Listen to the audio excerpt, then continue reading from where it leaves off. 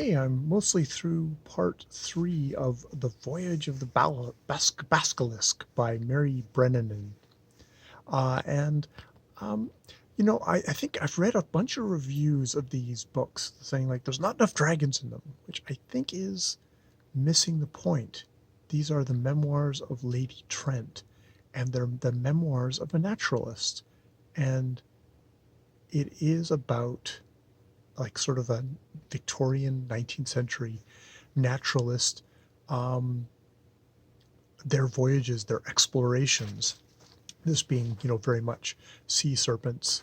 Though we just had a little bit of encounter with fire lizards on a volcanic island, and her sucking in some, um, um, is it forgetting gases or whatever, and suddenly having a big blank in her memory and um, waking up again with fire lizard bones in her pockets, which apparently just complete gap of thing. And we've also had a thing of them being down in a diving bell and it getting struck by the expulsion of water from a sea serpent, which they had to basically swim for it up, and she almost drowned to death and had to be given what sounds like mouth to mouth, which is highly improper for Victorian stuff, but she's alive and quite happy about that.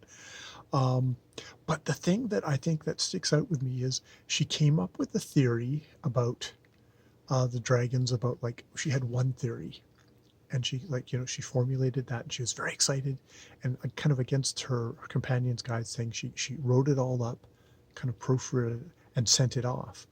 But now, after getting more data, more kind of gaining more knowledge here, she's gone, oh, I thought that it was this, but actually it turns out that um, the dragons, maybe they actually are spawning here and then kind of go up go up a bit further, but then as they age, as they get bigger, they the heat of the area, like being in the tropics, it becomes a discomfort to them, so they start migrating further up, and becoming the northern dragon. So that accounts for the differences in size and scales.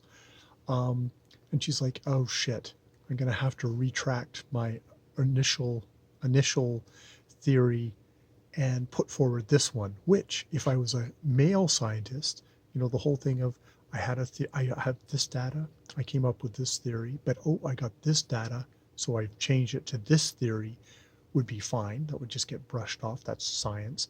But the fact that she is a lady scientist, that is going to be shown as, oh, it's a woman, fatal flaw. You can't.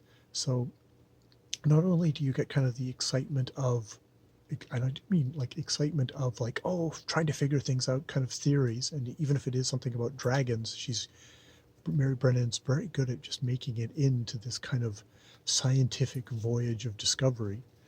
Um, yeah, yeah. So that's that. Those are the joys. That's the joys of this books.